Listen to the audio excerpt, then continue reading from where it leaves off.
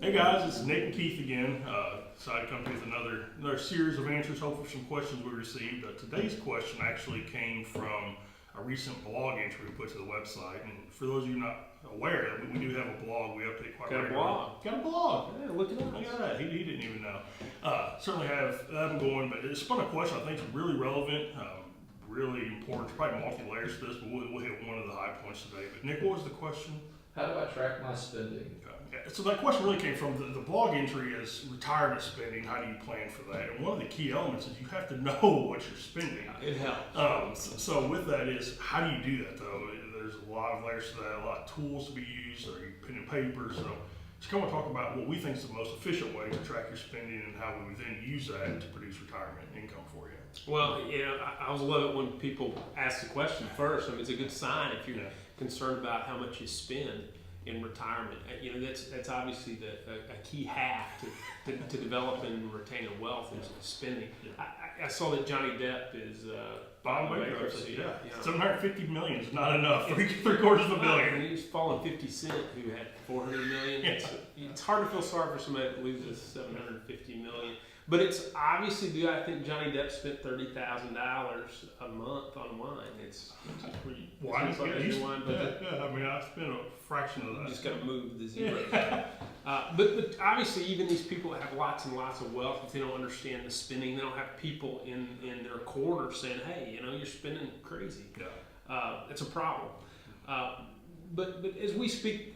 The beauty of where it was when we started out in the industry, Nick, it was no bad spreadsheets. Yeah, right. You go into the grocery store and you got to track how much you spend on milk. And some of the tools we have today are really phenomenal in allowing us to technically track without hardly any effort. Oh, absolutely. Yeah, I think one of the things we do here is we set up a personal financial website, and what that is, it takes. Literally maybe an hour of upfront time. Probably once a year you're setting that up, just update everything.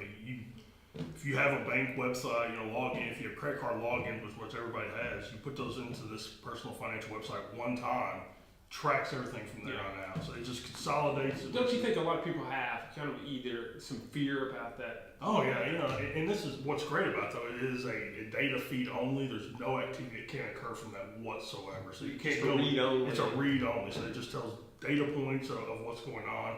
You can't go in and move money from your Chase account to your Citibank account. It literally is just data only, which is completely secure.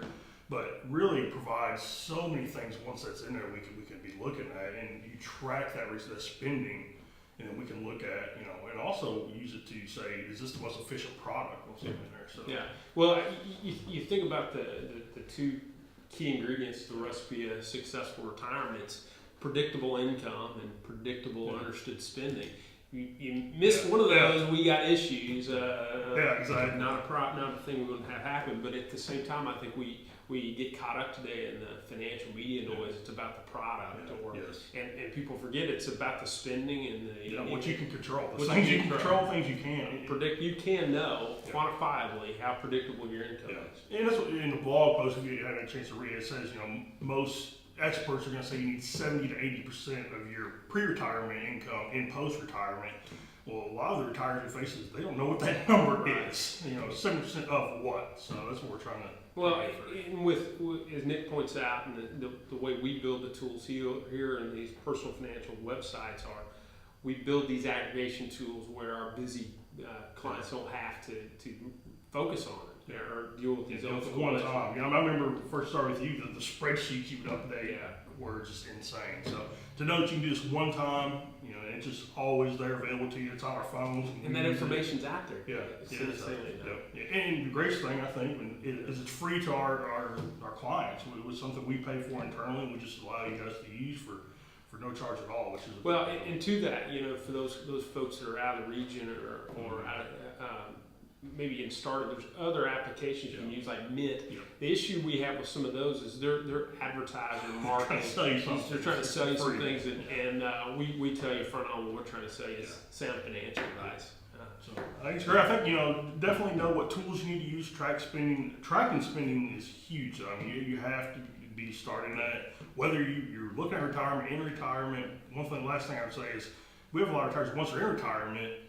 still trying to figure out where the money's going. Yeah. And it helps with, okay, yeah, I'm not paying this cost, but this cost has gone up now that I'm retired. So it really helps us kind of fine tune it to. Well, and to our calling, your confidence is going to go way up if you know how much you spend. And so many as we see, they say, I've got this number, is that enough? Well, the only way to know if that number is to make that number into an understood income, and correspondingly know how much you're going to spend of that income. Yes. If the spend rate is higher than the income rate, not good. Not good. Not good. So we need to address that. Well, appreciate the question. Like I say, keep an eye on those blogs, and if they spin questions off, that's what we're certainly here to do to help provide those answers. So look forward to catching you next time. Thanks.